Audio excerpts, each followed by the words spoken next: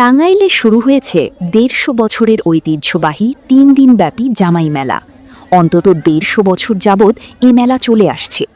খাবারের দোকান, মিষ্টি জাতীয় পণ্যের দোকানের পাশাপাশি বিভিন্ন ধরনের খেলনা, প্রসাধনীর দোকানও বসেছে মেলায়। বড়দের পাশাপাশি ছোট ছেলেমেয়েরা এই মেলায় এসেছে। এই মেলায় আসতে পেরে খুশি দর্শনার্থীরা। এই মেলায় প্রায় ৫ শতাধিক ব্যবসায়ী এসেছেন।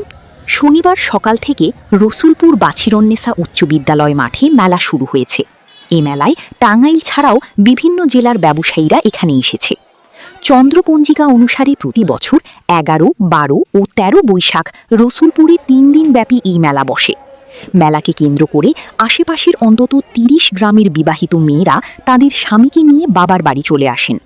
আর মেলা উপলক্ষে জামাইকে বরণ করে নেওয়ার জন্য শ্বশুর শাশুড়িরাও বেশ আগে থেকেই নেন নানা প্রস্তুতি।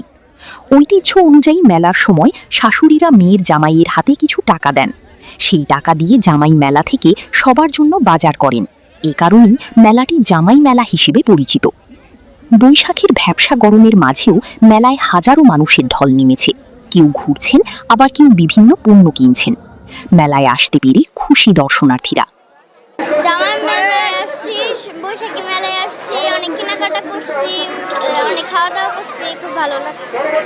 জামাই মেলায় আসছি, আমি মিষ্টি খাইছি, জিলাপি খাইছি, ফুচকা খাইছি। আমার কাছে এটা ভালো লাগছে। আমরা আসছি আজকে রসুলপুর জামাই মেলা।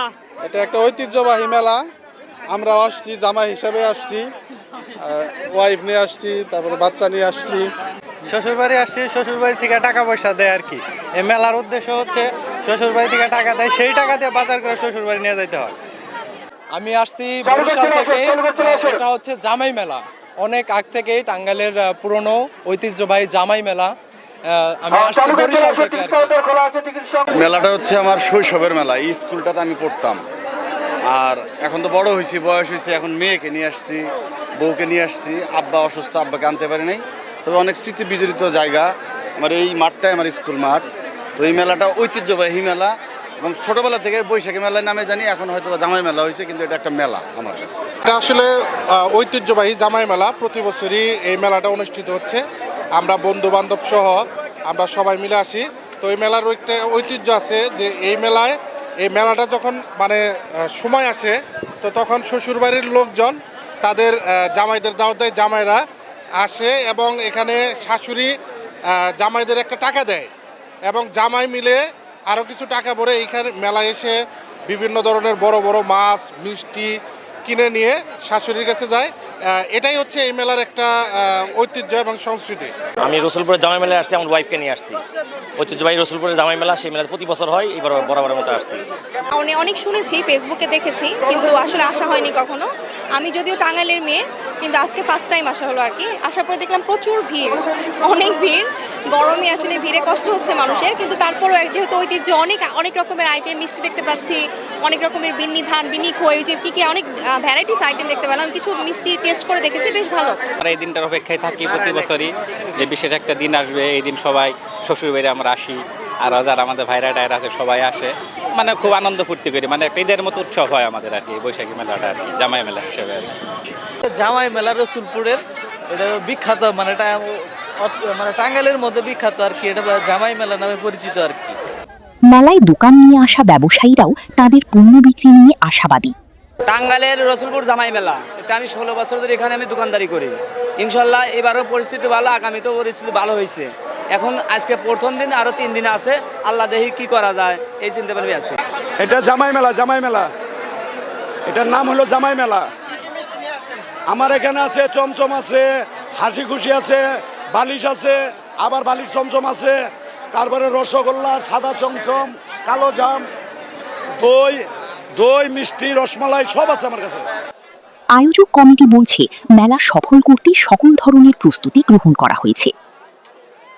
আমাদের ঐতিহ্যবাহী রসুলপুর জামাই মেলা, বউ মেলা এবং বৈশাখী মেলা হিসাবে এই মেলাটি পরিচিত।